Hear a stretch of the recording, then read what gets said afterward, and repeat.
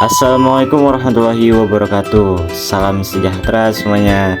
Untuk kesempatan kali ini kita akan membahas tentang kerajaan Islam di Maluku, kerajaan Ternate, dan kerajaan Tidore. Sebelumnya perkenalkan, nama saya Alfi Ramadan dari kelompok 9 dengan ujung NIM 111. Proses penyebaran Islam di Maluku. Islamisasi di Kepulauan Maluku dimulai pada awal abad 14 Masehi.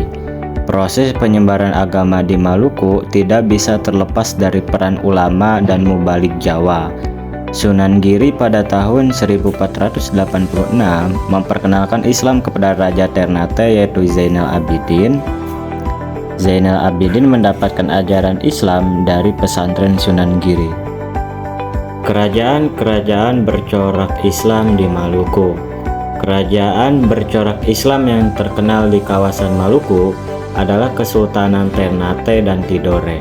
Kesultanan Ternate membentuk persekutuan dagang yang disebut Uli Lima ataupun Persekutuan Lima. Persekutuan itu didirikan atas Ternate sebagai pusat, Obi, Bacan, Serang, dan Ambon. Sedangkan kerajaan Tidore membentuk Persekutuan Uli Siwa ataupun bisa dikatakan dengan Persekutuan 9. Persekutuan itu terdiri atas Tidore sebagai pusat, Makayan, Jailolo, Soa Siau, dan kerajaan-kerajaan yang terdepan dalam perdagangan. Kerajaan Ternate atau Kesultanan Ternate adalah salah satu dari 4 kerajaan di Maluku. Nama aslinya adalah Kerajaan Gapi, kemudian berubah menjadi Kesultanan Ternate karena mengikuti nama ibu kotanya. Kesultanan Ternate didirikan oleh Bab Mashur Malamo pada tahun 1257, berkuasa pada tahun 1257 sampai 1272. Ma'amo juga sekaligus menjadi raja tamanya. Kerajaan Ternate mengalami kejayaan pada saat pemerintahan Sultan Ba'abullah. Selain berhasil menyingkirkan kekuasaan bangsa Portugis, saat pemerintahannya terjadi perluasan kekuasaan ke Mindanao dan Hitu atau Ambon. Kekuasaan kerajaan Ternate meliputi 72 pulau besar dan kecil. Pengganti Sultan Ba'abullah yaitu Syahid Barkat yang merupakan anak Sultan Ba'abullah. Perdagangan dan pelayaran di Ternate mengalami perkembangan yang sangat pesat sehingga pada abad ke-15 Masehi telah menjadi kerajaan penting di Maluku. Para pedagang asing datang ke Ternate untuk menjual barang perhiasan, pakaian, dan beras untuk ditukarkan dengan rempah-rempah, cengkeh, dan pala. Ramainya perdagangan memberikan keuntungan besar bagi perkembangan Kesultanan Ternate, sehingga dapat membuat armada laut yang cukup kuat. Faktor-faktor penyebab kemunduran kerajaan Ternate: yang pertama, tidak ada penerus yang cakap. Yang kedua, perseteruan dengan Kesultanan Tidore.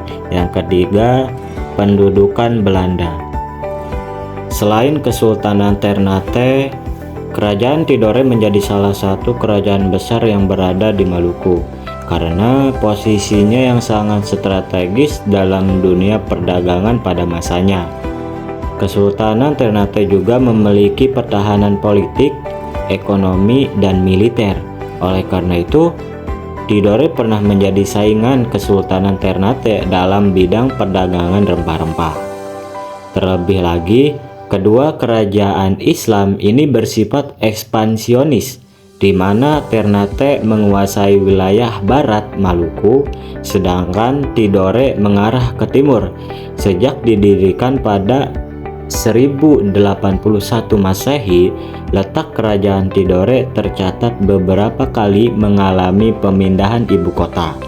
Letak ibu kota yang terakhir adalah Limau Timore, yang kemudian berganti nama menjadi Soa Sio hingga saat ini. Kerajaan Tidore mencapai puncak kejayaan pada masa pemerintahan Sultan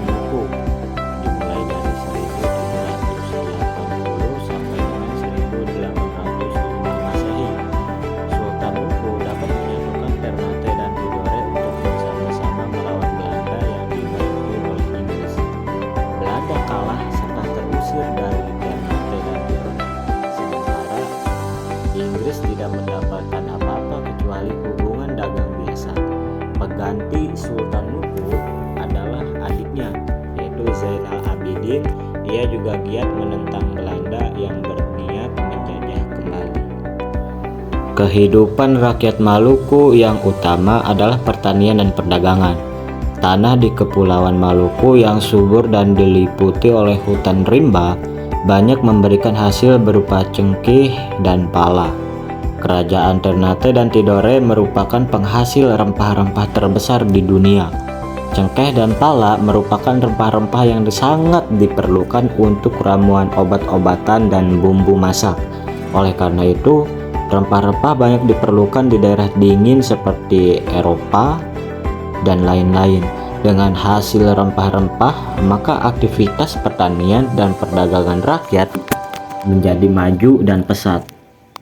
Faktor kemunduran Kesultanan Tidore disebabkan karena diadu domba dengan Kesultanan Ternate yang dilakukan oleh bangsa asing, yaitu bangsa Spanyol dan Portugis, yang bertujuan untuk memonopoli daerah penghasil rempah-rempah tersebut. Setelah Sultan Tidore dan Sultan Ternate sadar bahwa mereka telah diadu domba oleh Portugal dan Spanyol, mereka kemudian bersatu dan berhasil mengusir Portugal dan Spanyol keluar Kepulauan Maluku.